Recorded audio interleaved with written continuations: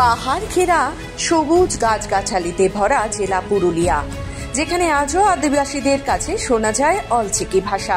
মেঠো পথ ধরে এগিয়ে গেলে রাস্তার দুদিকে পড়ে মাটির তৈরি বাড়িগুলি, আর সেখানেই অযোধ্যা পাহাড়।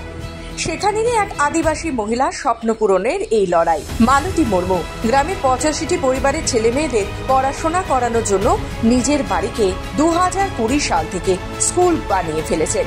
কথাটা বলা যতটা সহজ, কাজটা কিন্তু অনেকটাই কঠিন ছিল। বিবাহিত এক মহিলা সংসারের সমস্ত কাজ সামলে সমাজকে শিক্ষিত করার লক্ষ্যেই তার লড়াই। সেখানে আবার নিজের একচিলতে বাড়ি, তার মধ্যে তৈরি করা হয়েছে পড়ানোর জায়গা। সকাল থেকেই ছাত্রছাত্রীদের যাওয়া আসা লেগে থাকে সেখানে। পুরুলিয়া জেলার অযোধ্যা পাহাড়ের হিল টপ থেকে 25 কিলোমিটার দূরে বিচ্ছিন্ন গ্রাম জিলিংসেরে সেই গ্রামের গৃহবধূ নিজের 2 মাসের ছোট্ট বাচ্চাকে নিয়ে প্রায় 45 জন ছাত্রছাত্রীদের নিয়ে বিনামূল্যে স্কুল চালাচ্ছেন।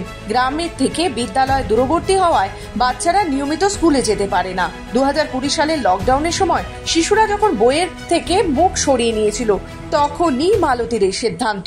গ্রামের ছেলেমেয়েদের বিনে পয়সায় পড়াবে তিনি। কয়েকজনকে নিয়ে পড়ানো শুরু করেন। তারপর ধীরে ধীরে গ্রামের সমস্ত শিশুরা পড়াশোনা করতে শুরু করে মালতী দিদিমণির কাছে। মালতীর অদম্য ইচ্ছে শক্তির কাছে স্বামী সহমত পোষণ করেন। তারপর স্ত্রীর পাশে দাঁড়িয়ে মালতীকে সাহায্য করতে থাকেন। যখন স্ত্রীকে বিয়ে করে নিয়ে আসি এই গ্রামে, তখন এই গ্রামের শিক্ষার হাল অনেক দুর্বল, মানে অনেক কাঁচা ছিল।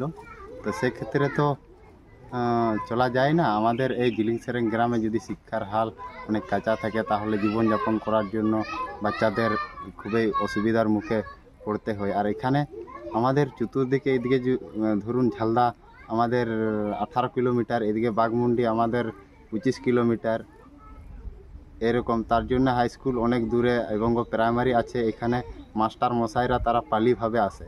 সেই ক্ষেত্রে আমাদের পড়াশোনা অনেক দুর্বল হয়। সেই ক্ষেত্রে তো বাচ্চারা পড়তে পারবে না। প্রতিকূল পরিবেশকে কাটিয়ে বর্তমানে মালতী দিদিমণি শুধুমাত্র গ্রামের গর্ব নয়, তিনি আমাদের দেশের গর্ব। এখানে আগে আমি যখন বিয়ে করে এলাম, তখন এখানে শিক্ষার দিক থেকে অনেকটা কাঁচা ছিল। তারপরে আমার স্বামীকে বললাম যে আমরা একটু শিক্ষা দান করি বাচ্চাদেরকে। তখন আমরা 2020 থেকে শুরু করেছি বিনা পয়সায়। তারপরে এখানে ঝুপড়ি করে বাচ্চাদেরকে পড়াতে শুরু করলাম। পুরুলিয়া থেকে মধুসূদন দেওঘরিয়ার রিপোর্ট, খবর বাংলা।